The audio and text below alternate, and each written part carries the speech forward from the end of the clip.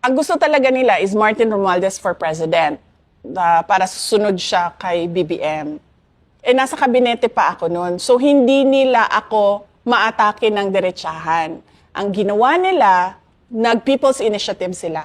Kasi ito daw yung charter change na sinasabi. Ang gusto nila doon, baguhin ang botohan ng Senate at ng House para mas madali maka-amenda ng Constitution. Kasi sumabog ito, di ba? Kasi naggalit yung mga tao. Pinapapirma sila, tapos binabayaran yung pirma. Tapos minsan naman, pinapapirma sila, tapos sinasabi na, uy, ibibigay sa'yo AX tupad. Tapos hindi binigay sa mga tao. Kaya sumabog yung People's Initiative nila, namatay siya. At meron akong confirmation na alam ni BBM yung charter change. So kung makikita ninyo, dito sa timeline, nandun na tayo sa AOM, October 3. Noong November, kung maalala ninyo, November 2023, paalis siya papuntang United States para sa APEC.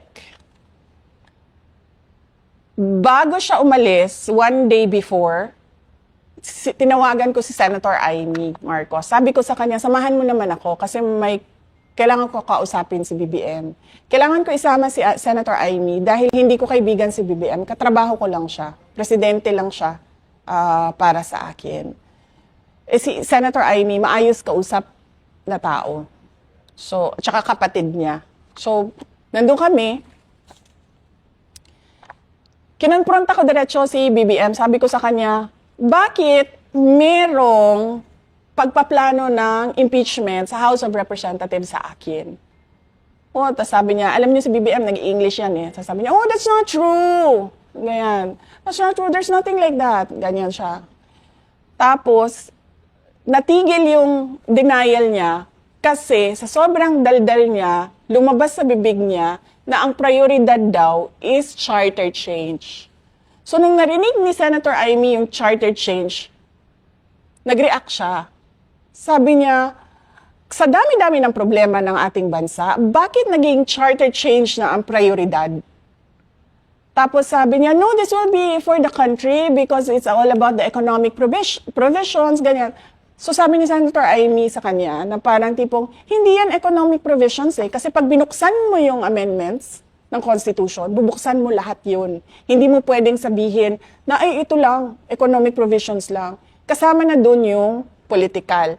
Doon kasi unang diniscuss na tatanggalin ang opisina ng Vice President at papahabain yung terms ng members of the House of Representatives. So more than 3 years na yung isang termino. So dun yun, na-confirm ko na alam ni BBM yung ginagawa, bilihan ng signature sa People's Initiative. Doon sa discussion namin kasama si Senator Amy Marcos. November of 2023 yun.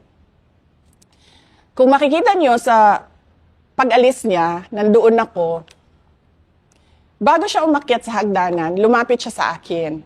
May binulong siya sa akin. Alam niyo si BBM kasi mahilig magmumble, yung ganon, na hindi mo siya maiintindihan. Meron lang siyang clear words, iilan, at yun lang yung ma-pick up mo sa sinabi niya. Nung lumapit siya sa akin, nasa hagdanan na siya, sinabi niya sa akin, don't worry, I'll take care of you. So parang nagulat ako, na parang nagsinungaling ka kagabi na hindi mo alam ang impeachment. Kasi bakit ka naman magsasabi ng I'll take care of you? 'Di ba? Ang tagal namin nagsama sa kampanya, halos mamatay-matay na kami sa init, sa dehydration, sa pagod. Hindi man nagsabi yan ng I'll take care of you? Tapos bigla, meron akong kinompronta sa'yo na usapang impeachment sa House of Representatives, ibubulong mo sa akin bago ka umalis, I'll take care of you. Why do you need to take care of me? You know something. 'Di ba? Huling-huli kasi mga lalaki sa mga ano eh. Oo nga eh. Sa mga pambobola eh. Sa kanya po kayo tumingin.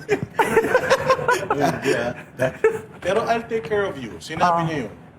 So, ano dating sa'yo nun? Nung sinabi niya yun? Kung ikino-connect mo ito na meron siyang alam.